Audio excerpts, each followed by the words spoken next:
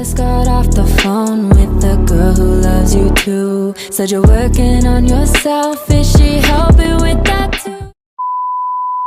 Hi guys, welcome back to my channel. Welcome back to my channel. If it's your first time here, hi, Camilla'S. And you know, we're just here for whatever this is. Wow. I know I've been trying to be consistent, but impilo is Ebola, you know, 1 minute you're here, next minute you're here. Isn't there many Z's? So, you know, I guess I had to take a break. But I mean, I'm here now. I hope you guys are good. I hope you guys are okay. And I just hope you guys are just, you know, 2022 is almost over, thank God, because wow, I don't know what this year has been like angazi noma ngithi ku-right noma ngithi nje angazi. It was the year of realizing things though, I will say, because I've done a lot of growth, okay? And the fact that I even started a YouTube channel this year, I mean, if you personally know me, you know how scared I was of just starting this channel. So, you know, 2022, it wasn't great, but it wasn't bad, but it wasn't you understand? But I mean, asiko lapho. Today, obviously, the title of this video, we're going to be talking about Real Housewives of Cape Town, okay? Now that the season's over, I feel like I have a lot to say, and hopefully I can keep this under 30 minutes because I have a lot to say, but I also understand you guys have other things to do, and if I'm like busy just talking, social will be next year, so I really hope that I can chop up my conversation to just under 30 minutes because it's really not that serious. But anyways, okay, so now that Real Housewives is over, Real Housewives of Cape Town, that is, now that it's over, I have a few things to say, okay? I've been quiet for too long. No, I'm not going to. Firstly, I am gagged, okay, because I remember when I first did my Real Housewives review, I don't know if you guys remember, I did a review and I basically ranked it at number 5 out of, number 4 or number 5? There's Durban, there's Lagos, I said it came in at number 4, okay? I was like, you know, episode 1, I'm already looking at them sideways. I'm like, but the ladies brought their A game, and I feel like Durban is here though. Durban is still here. Then it's Cape Town. I'm sorry, Lagos. I really feel like Cape Town did its thing. You know what I mean? And they have Tato to thank for that. Before I get into the ladies and, you know, just talk about them briefly, I will have to start with just the overall, like my overall view and, you know, what I felt about this franchise. Firstly, my expectations was we were going to see old money. And I know that sounds a little bit controversial, but, you know, when I think of Cape Town, I don't want to see attainable wealth, if you know what I mean. I don't know if it's making sense, but I just felt like, you know, I wanted to see Camilla-ish type of money. Not necessarily, Camilla 05 because you. But I just wanted to see, you know, Leo level, you know, the influence, the money. I don't think the ladies brought their A game when it comes to fashion, because we all know with Real Housewives in general, everyone just has a look. And I think that's why today I decided to shame with my 2 rand budgets, because I felt like I was talking about, you know, a very, very bougie franchise. So, I mean, I had to, you know. But yeah, going back to, you know, my expectations of Cape Town, I definitely thought we were going to see like old money, you know what I mean? But, you know, I saw I saw, abantu abarise. Yes, the ladies really do have money, but I was just expecting a little bit more. Yeah. It is Cape Town after all. So, I mean, I say that because it is Cape Town and we've been given this idea that the rich that live in Cape Town have a specific lifestyle and they have certain access. I thought that we were going to see them leave the city, for their girls trip because it is Cape Town, and I expected them to have the budget for that. But I mean, you know what do I know? And also, let's just also talk about the fact that it was available on Mzansi Magic. Immediately it was on Mzansi Magic, and usually with the Real Housewives, iqala we Showmax and then it goes to Mzansi Magic. So I was like, okay, is it like a different production team? I was a little bit confused with that, but then I just realized more people have access to Mzansi Magic, whereas with Showmax it's a subscription, blah blah blah, and I just felt like it was a franchise that just came out of nowhere, if I can put it like that. We didn't have the anticipation that we had for Lagos and the anticipation that we had for Durban. It was more of like a rumor. It was like, oh, what's about Cape Town, and then a few minutes later they were like, oh no, that's not the cast. So there was a little bit of a we just didn't know if this was really happening. And then to our surprise, it actually happened. I don't know if that's making sense. So I understood where they were coming from when, they just decided to have it on Mzansi Magic. So that soke was we book. And obviously, I was very skeptical. Like, I'm not gonna lie. After episode 1, I was like, I just felt like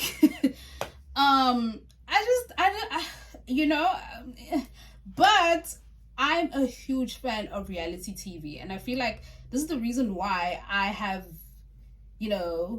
good commentary on this, because I feel like I watch a lot of reality TV and I enjoy it. So I was like, I'm gonna give them a chance. Let me just give them a chance.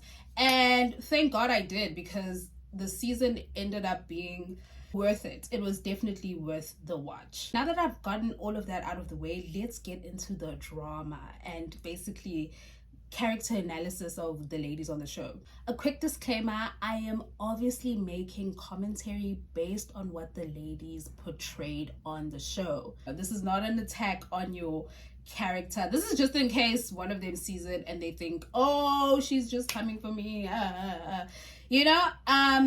When you are a reality show fanatic, you tend to understand that most of these shows are actually scripted and it's really not that serious.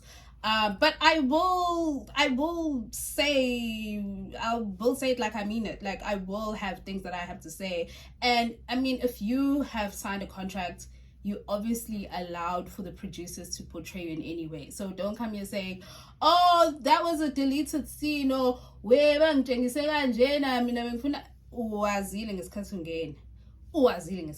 so that that's out of the way, let me get to the star of the show. The star of the show was definitely Utato. I don't care who says what, Tato carried the show, because without her, we wouldn't really have anything to say. The ladies were looking for, some sort of energy, and the only energy they got was actually from Utato. So I will definitely say Utato is the star of the show. Tato for me is Tato is a lot, okay? She is a lot. I remember when I saw her the first episode, I was like, yo, we are Boragelosis. I don't know if she's trying to be Nini Leaks. I don't know what's going on here, but I'm trying to portray someone I've seen already on the franchise. And I just didn't like that. I was like, wait, until the episodes, yeah, understand. Then I realized Tato is just she's just Tato.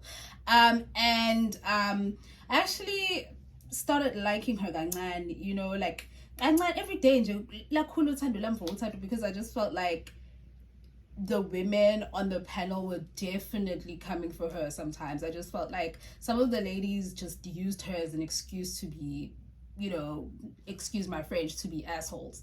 They really just would provoke Utado out of nowhere. And angazi noma because uthando phuza, they just felt like she was an easy target, and they learned the hard way because baby girl can stand up for herself. And for me, I really like women like that. You are able to just stand up and own up to your own nonsense, but at the same time don't allow people to walk all over you. I will say at the reunion, I found her comments on Bev's daughter to be a little bit like pushing it, you know what I mean? But you guys are always here talking about, oh, if someone goes low, go to hell. Oh, if someone, drags you into the mud, fight with them and then battle it out. You guys are always saying that on social media. Utado did that, and then everyone's like,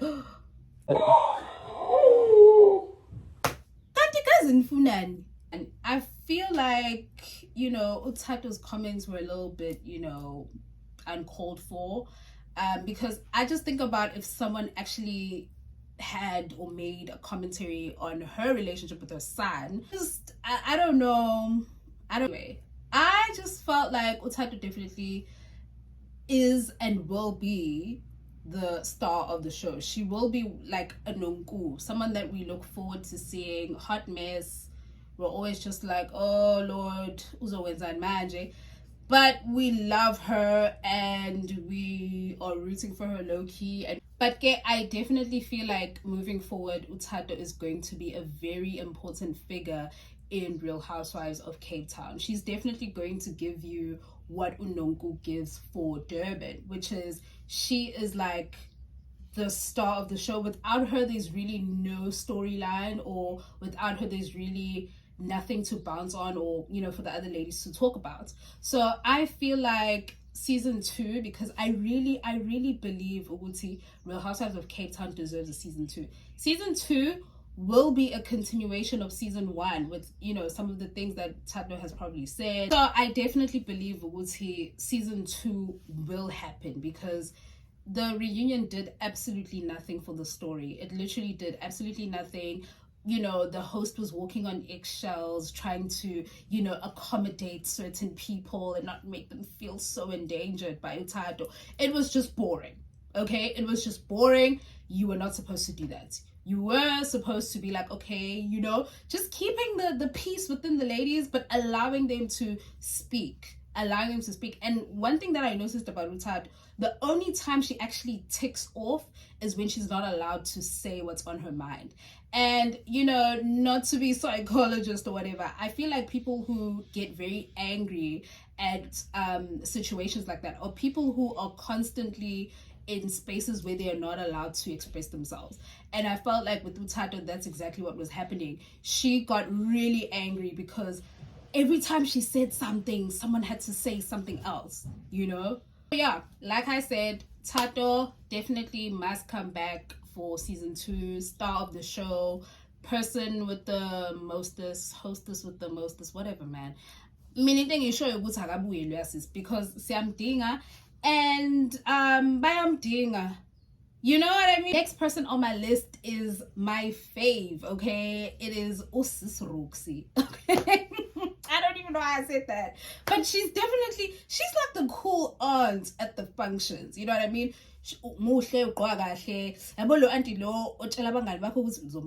And then she comes through and she's driving a Range Rover. She's really not the one to mess with, because she will punch you in your face, but with reason, and that's exactly the energy that Uruxi gave me. She reminds me, not so much, I wouldn't say this is a direct comparison, but like in terms of just knowing who she is, walking into a room, she reminds me of Umarlo. I felt like her, and she's just one of those people. She really knows her story. A lot of things that I actually like about Ruxi, and I feel like next season I would definitely love to see her again. The one thing that I really like about her is the fact that she is able to stand up for Iqinis. It doesn't matter who did it, blah blah blah, whatever. She will just stick up for the truth and what she believes in. You know, she's not easily persuaded. She's not, she has a backbone, okay? And those are the type of women that I really like. People who just know, you know what I mean? Not umuntu who's gonna be there 1 minute, oh oh my god, you know, next minute, oh yeah, but they were wrong. If engayithandi into akayithandi, nani nizokwazi, you know? She portrays her tagline very well. She will fetch you one by one. Akanendaba ukuthi niba 16, it will happen. I will say she stayed out of trouble like throughout the whole season, but she was brought into mess, and that was with the issue of Camilla'S house. And when you look back at those clips, or when you look back at the scene, you will hear her say, this is a very interesting house. It is a very beautiful house. I would like to get a tour of the house one day, which is something that I feel like Camilla sort of ignores, because she wants to push this narrative Yoguti, Tato and Roxy were definitely like snooping around her house. They weren't. They were admiring your house, and they definitely wanted to see more of your house with your consent. So for her to then say, oh, Roxy no Tato, they were definitely snooping around, I understand. Firstly, let me just say, Camilla'S anger, I understand, because one thing that you don't do is comment on anyone's house. I feel like people's homes, it's such a sensitive thing. It's your safe haven. It's where you are yourself 100%. And for someone to walk in and make a commentary on your house it's just crossing the line. And for me, I just felt like Camilla'S house, number one, Camilla'S house is beautiful. It's old architecture. It's giving old money. It's giving this generational history here. Might not necessarily be good history for people who look like me, but you know, I say but history nonetheless. You know, it's giving, there's just so much here, you know, very interesting, very eclectic.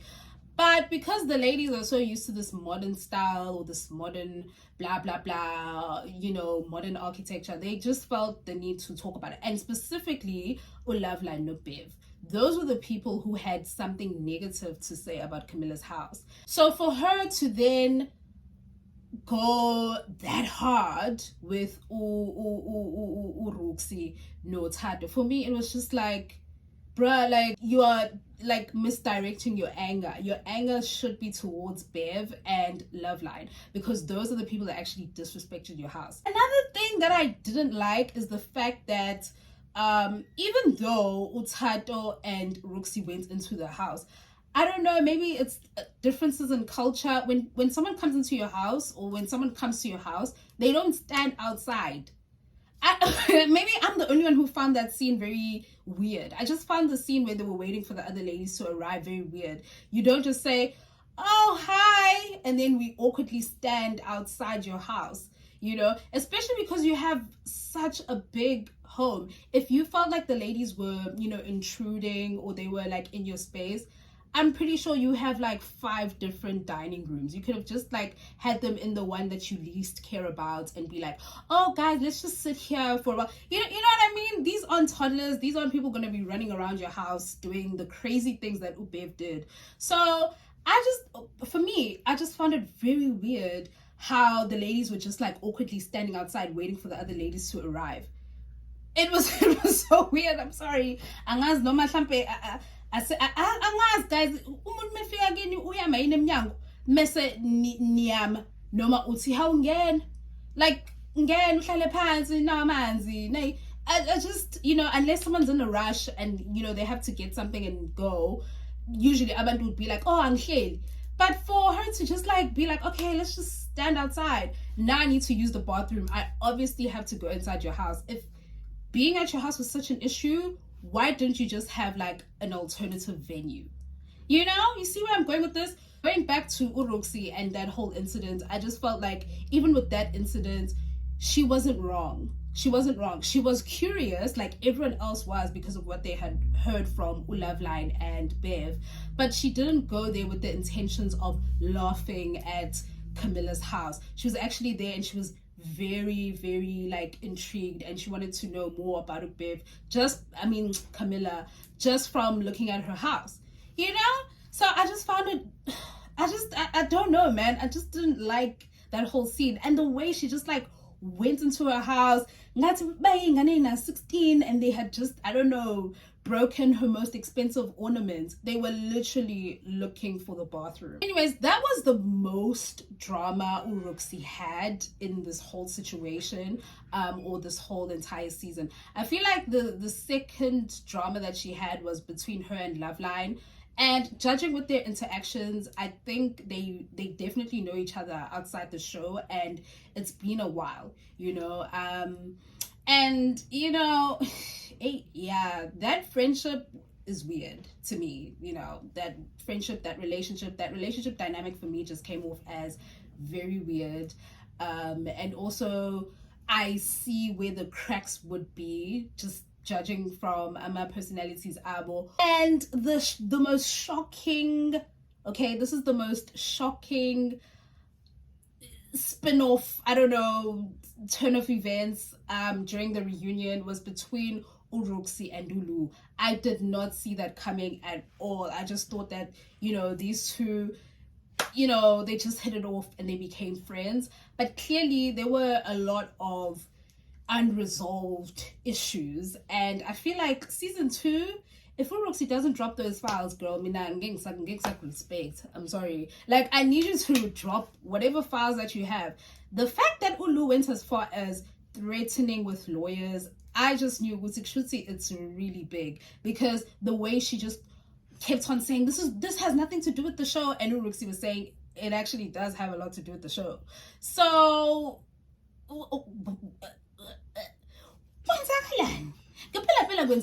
in those circles. Now, I want to know. I want to know. And obviously, just like talking about Ulu and Uruxi, I obviously have to jump to Ulu. She was like the last person added to the show. And I don't know I don't know how to feel about her. Like, Owamanj. I just felt like, you know, especially at the reunion, I felt like, I don't want to say this, but I felt like some of it was a little bit pretentious, like some of the things that she just did, and, you know, feeling so horrible for Bev, like running to Bev. It was a lot. I don't know. Like I said, this is commentary based on what they portrayed on the show. Maybe it's because I hate saying this. Maybe it's because I have seen a lot of nice people who aren't necessarily nice, and then you learn at the end of the day, oh, this was very performative of you. Obviously not saying Wusi, her being a nice person and positive energy, sisterhood, all of this is, you know, fake. But I just felt like some of it, I don't know. Also, I don't know if she's built for reality TV because of how heated that situation was with her and Uruxi, and she then like almost looked like she was panicking and almost felt like she was begging her with her eyes to not do this, you know. But also it could be that she was so comfortable with Uruxi once upon a time that she thought they were really close, and then things happened. It's just Angaz. I don't know how to feel about her and, you know, what she added to the show. Would I like to see her on season 2? I'm not sure. But because Uruxi has those files, if she does decide to drop them for season 2, I think she should be here to like tell us her side of the story, you know, because I can't files so I think and I feel, you know, I definitely feel it in my heart and in my spirit that she needs to return for season 2. And with her returning to season 2, whatever it is, I think get in front of it, Cece, if you feel like it's just too much. But also, don't get in front of it, because we need a season 2, and already everyone is just wanting to know what Uruxi has in those files. Also, unfortunately, you guys do sign up to have your privacy invaded, you know what I mean? So now we're in your business. Now we want to know what really happened in Durban. Rushda!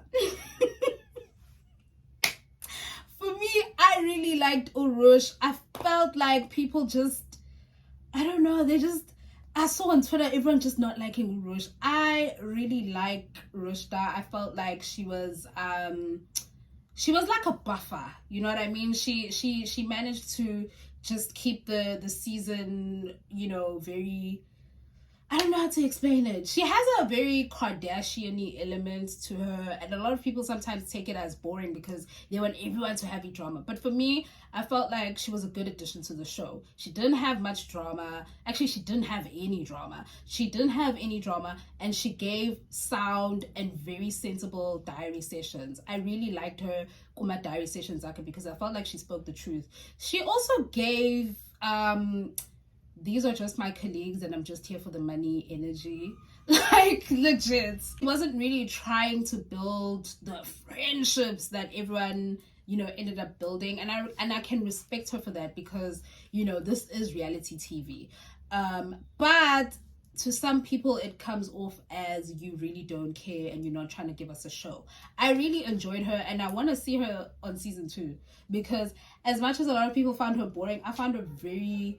like, she had very, like, she wasn't intentionally trying to be funny, but she would be funny, you know what I mean? Like, when Camilla came up with those files on Bev, and then after that, she was like, yup, I need to go. Because, you know, that's exactly my reaction after, you know, Camilla decided to air out Bev's business. I was like, yo, what? You know, it was very crazy. It was a very crazy thing to do. But, you know, it was entertainment, and we definitely, you know, got to know a little bit more about Ubev, and, you know, always her poking other people or pointing at other people. Meanwhile, she has a lot of stuff that she's dealing with. So, you know, for me, I really, you know, going back to Rushda, I really feel like I want to see her on season 2 because I feel like she is going to still give us that whole buffer, you know, very neutral party, but at the same time, she, you know, she's neutral, but I don't know if that's making sense. Like, she will sit with Bev, Camilla, Loveline, and she will sit with Tato, Roxy, and Lou sometimes, even though Lou has kind of switched sides, whatever. But it's never with the intention of, like, going back and forth and, like, making them fight even more. You know, I don't know if that's making sense. So, you know, just her boring, you know, character on the show. I liked it. And also, she's going through pregnancy. Also, my sister, she's going through pregnancy and her stomach was just... I was looking at her and going, wow, God has favorites. Moving on to Loveline. Firstly, let's address Loveline's comments. And this is where, you see, this is where I have a problem with the host. I feel like it's not just him being biased, but it's also how he managed to handle the situation. Firstly, let's talk about how Loveline had those very disgusting comments on Tato's abuse. I felt like it was not handled with the seriousness of those comments. Even with the production, I will like go in and say the production, that's where I blame you, because I felt like after that episode aired, the last thing that they should have had, you know, at the end, because this thing was shot over, you know, a period of time, and then it has editors who go in and edit out, you know, anything. I felt like at the end of that show, at the end of that episode, because that scene specifically had happened, I think, at the end of episode 2 or 3, they should have had the "we at Real Housewives of Cape Town do not condemn blah blah blah or condone or endorse" comments made by Loveline in the conversation or in connection with Tato's abuse, blah blah blah blah blah. I just felt like there was no level of seriousness, even with the host. The host just said, okay, just say, and Ubev no Camilla were not present. For me, it wasn't even an apology. She gaslit Tato to the max. She brought out the whole, oh, I have daughters, I'm raising daughters. It's the same thing as someone saying, I'm not racist because my friends are black. It doesn't take away from the fact that you literally said that.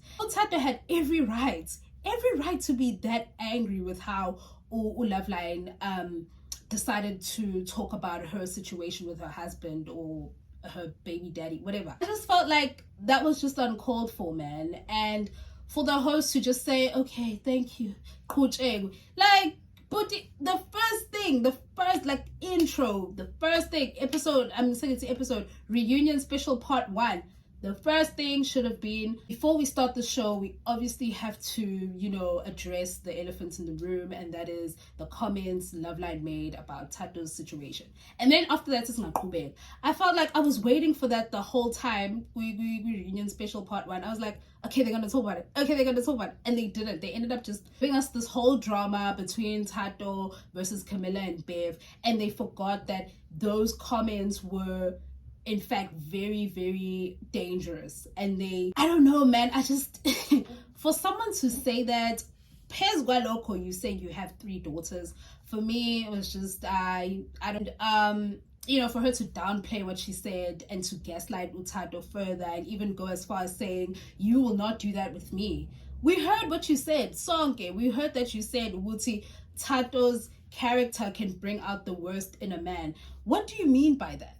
You know what I mean? Especially because we live in a country where, you know, you can know 5 women, and out of the 5, Utriwabo is being abused currently, or is going to be abused. And then one of them, God forbid, or unfortunately, is going to die at the hands of their spouse. So I did not appreciate that at all.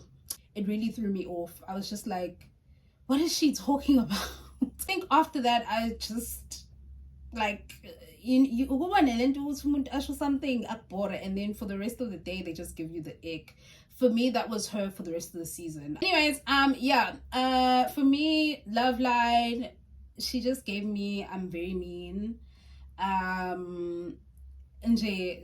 really. And, you know, when the season started, like I said, even after those comments, I was like, okay, let me give her the benefit of the doubt. And I remember her and Bev being on the boat, like her and everyone being on the boat, and Bev saying, oh, don't eat on this boat, and, you know, I can turn it around. And her saying, oh, then, you know, can it turn around? You know what I mean? I felt like she was umuntu who was going to have like a backbone and wasn't going to be easily, you know, just swayed. But then towards the end of the season, I just felt like, how? You know?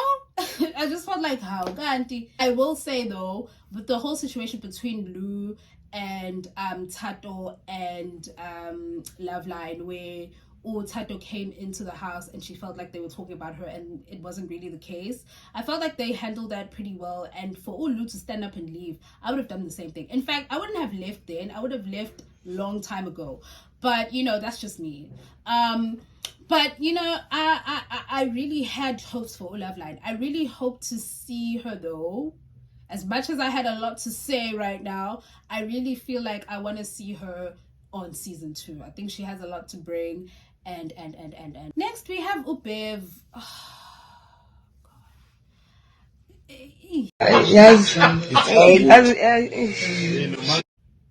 No. No. I don't know. There were a lot of microaggressions coming from her. Let's start with the wig comments she made about Tato's wig. There was a time where she spoke about Tato's wig, and honestly, ma'am, you should not be in Black women's business at all.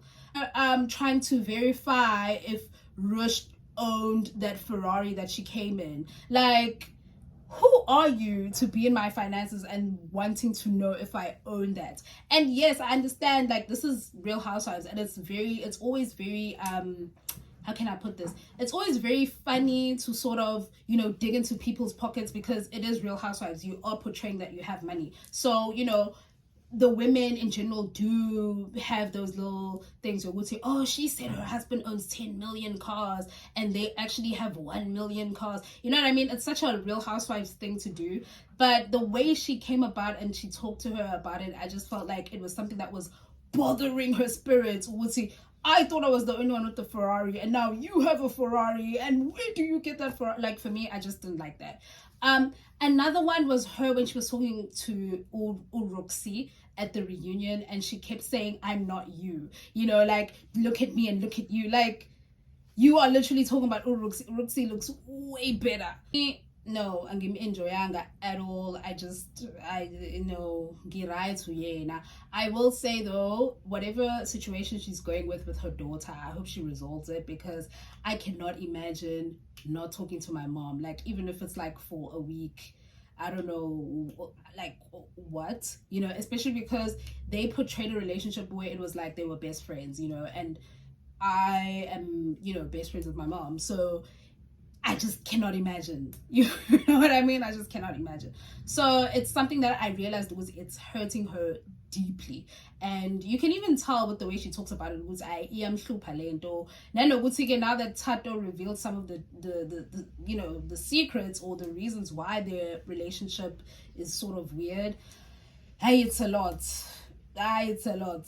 Indeed, Tina Asien's want Bev to return for season 2? Absolutely not. Absolutely not. I just, no thanks. And the last lady on the panel that I want to talk about is Camilla. For me, Camilla, the first time I saw her and the more she spoke, the more I liked her. You know what I mean? I really liked her. I'm not going to lie to you. She reminds me, or she has that persona of the really cool drama teacher or the really cool English teacher, She has those characteristics. Really liked Camilla. I will say I liked Camilla. I thought she had good intentions. That I will say. She's always portrayed herself to be someone with good intentions. She also really showed us Cape Town money. I mean, she drives a vintage Rolls Royce.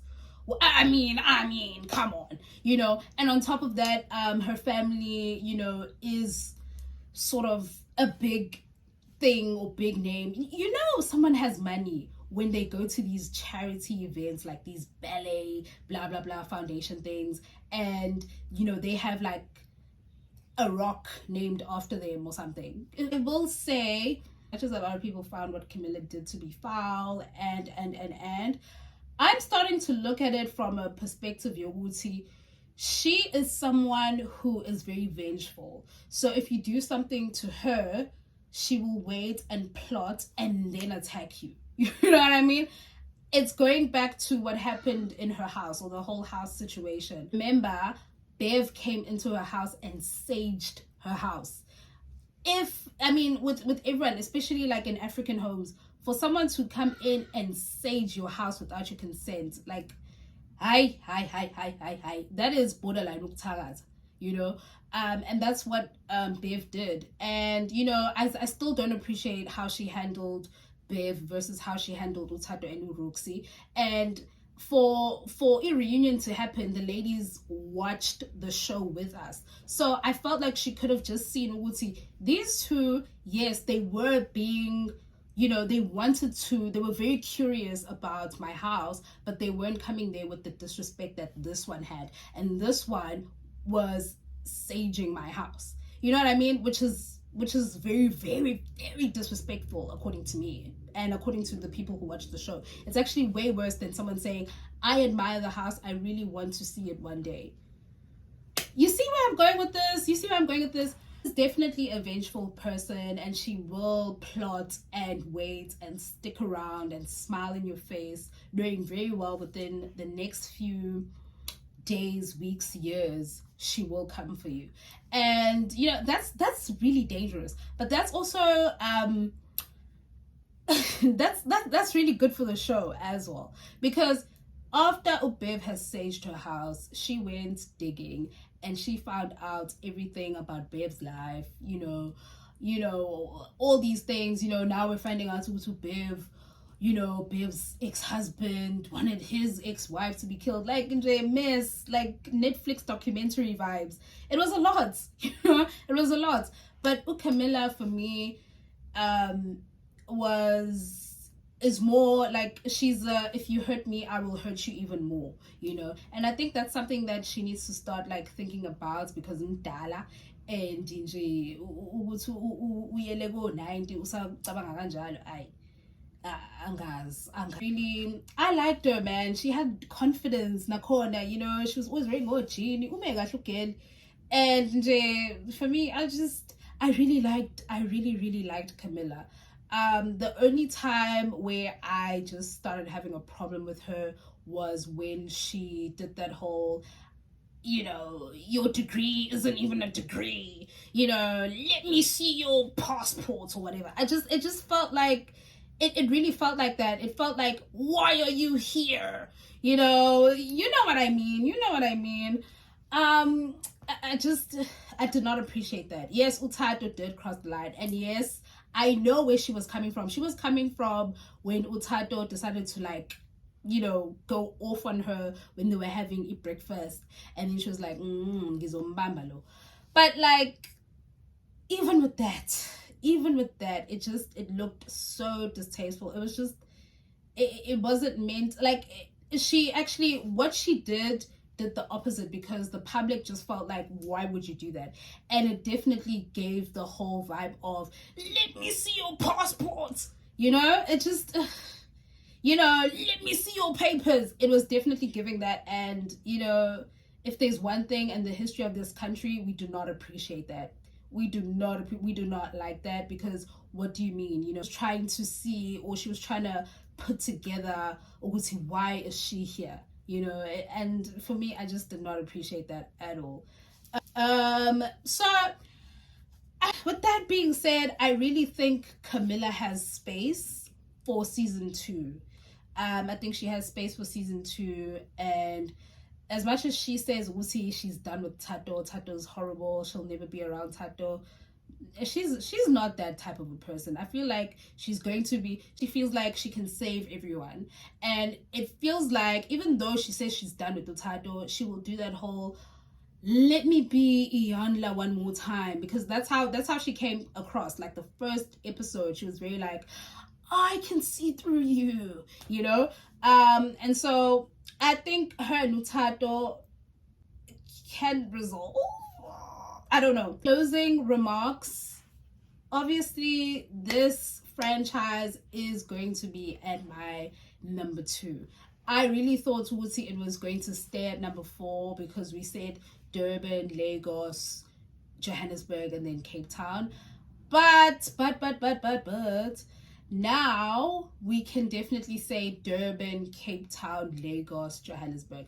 I really do believe in Cape Town. I can see it go places. I definitely feel like it's going to improve, you know, like, you don't get it right the first time, or, you know, you don't get it 100%, but you can always just improve, you know. I think we definitely need to give it a chance, because from what I was watching, you know, it did its thing. I really did try to keep my review under 25 minutes. I hope it's under 25 minutes. It was all a lie. Guys, it was all a lie. She lied. I know I've been away, and I know I still owe, like, a makeup tutorial video, even though I owe 5 billion on this app. But I mean, I will try and make one pretty soon. And